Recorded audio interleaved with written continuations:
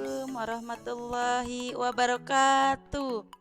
Anak-anak hebat, hari ini kita akan belajar IPS, yaitu tentang kebersamaan dalam keberagaman pada masyarakat Alor.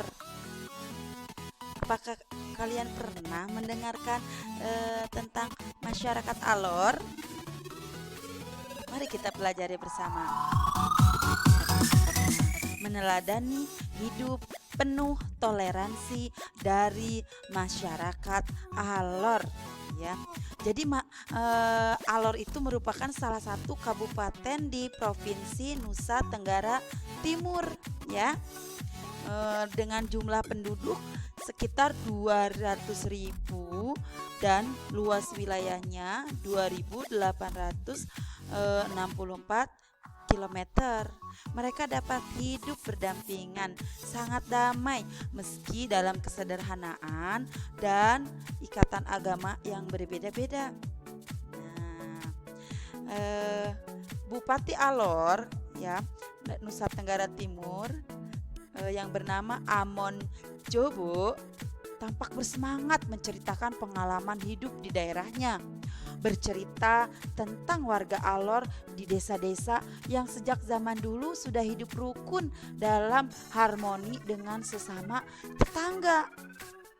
Ya, kedamaian tercipta di Kabupaten Alor, beribu kota di Kalabahi itu merupakan cerminan toleransi hidup beragama yang sempurna.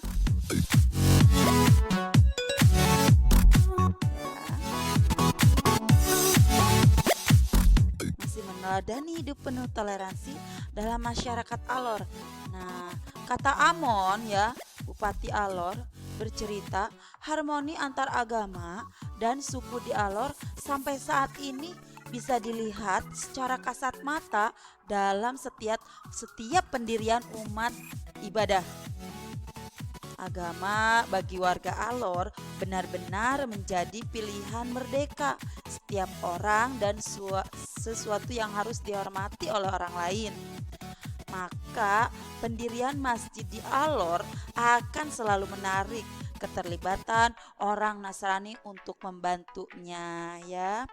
Jadi di Alor itu sebagian besar penduduk Alor itu beragama Kristen. Agama Katolik dan Islam merupakan agama kedua terbanyak yang dianut masyarakat di sana. Akan tetapi, tingkat toleransi beragama di sana sangat tinggi yang membuat warganya hidup damai dan rukun. Nah, kerukunan dan toleransi antar umat beragama di Alor dapat terwujud karena masyarakatnya menganggap manusia mempunyai asal-usul yang sama.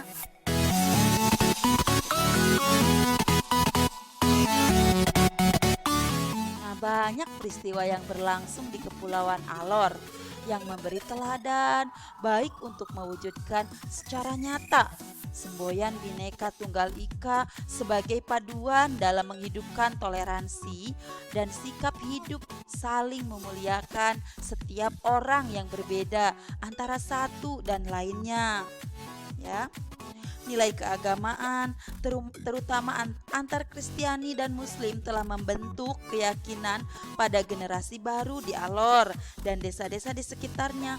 Mereka memegang teguh warisan keyakinan Hulen Baat Tonga Belolo Rera Ulan Tanah Ekan, yakni sebuah keyakinan akan adanya pencipta langit dan bumi. Di desa Lama Holot misalnya, baik generasi tua maupun muda masih memegang teguh keyakinan lewat tanah, yakni kampung halaman yang harus dibangun dengan penuh kedamaian. Bisa dipahami ya, anak-anak?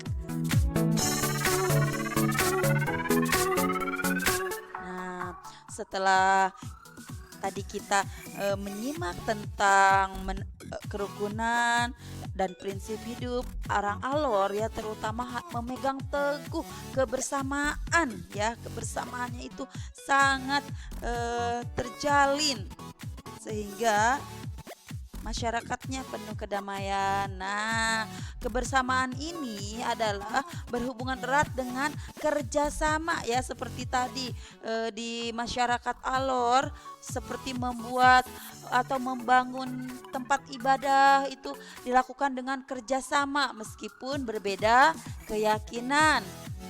Nah, kerjasama ini, nah coba kita terapkan di lingkungan tempat tinggal. Pernahkah anak-anak semua melihat atau melakukan langsung melaksanakan kerjasama di lingkungan tempat tinggal? Nah, sepertinya anak-anak hebat kelas 4 semuanya pernah melakukan ya. Misalkan di kegiatan 17 Agustus ya, untuk memperingati Hari Kemerdekaan Republik Indonesia. Nah, semua masyarakat kerjasama untuk melaksanakan atau mempersiapkan untuk perayaan kemerdekaan Republik Indonesia tersebut ya. Misalnya acara kegiatannya ke perayaan kemerdekaan. Nah, siapa tujuannya untuk apa? Untuk menjalin misalkan persatuan dan kesatuan dalam peringatan Hari Kemerdekaan RI ya. Misalkan dengan membuat spanduk ya di depan misalkan di perumahan-perumahan menyambut hari ulang tahun Republik Indonesia yang ke berapa di situ ya. Nah, pelaksananya siapa saja? Pelaksananya misalkan seluruh warga RT 9 RW 7.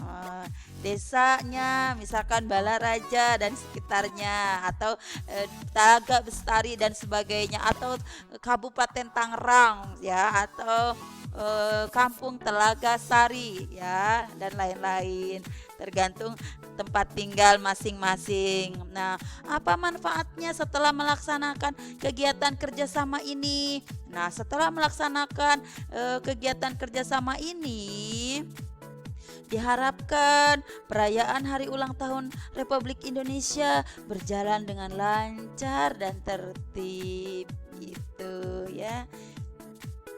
Bisa dipahami ya untuk kerjasama. Mari kita lanjutkan, kita bahas apa sih kerjasama itu. Nah, kerjasama di lingkungan tempat tinggal. Pengertian kerjasama dalam lingkungan tempat tinggal adalah kerjasama yang dilakukan bersama-sama antar masyarakat yang mempunyai tujuan yang sama.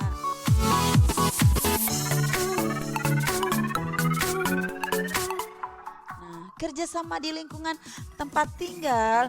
Sekarang contoh-contohnya, apa ya contohnya kerjasama di lingkungan tempat tinggal?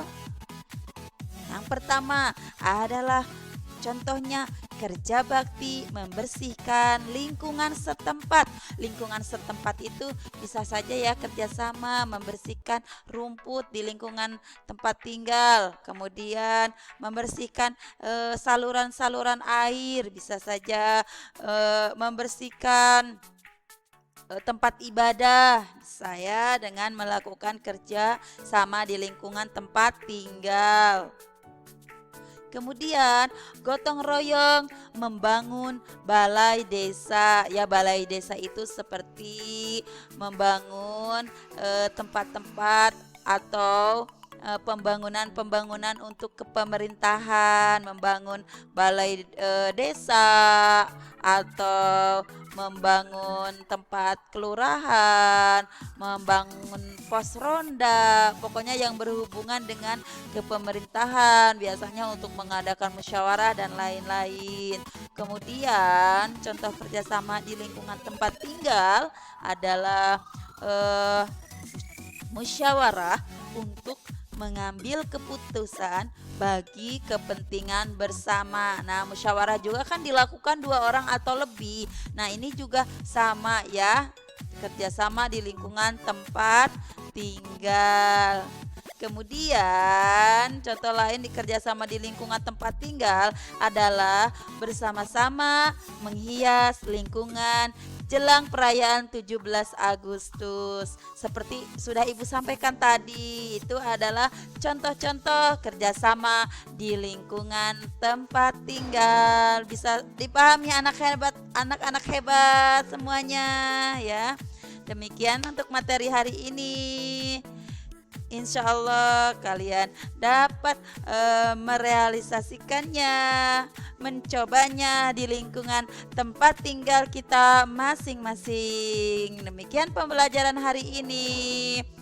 Wabillahi taufiq wal hidayah. Wassalamualaikum warahmatullahi wabarakatuh.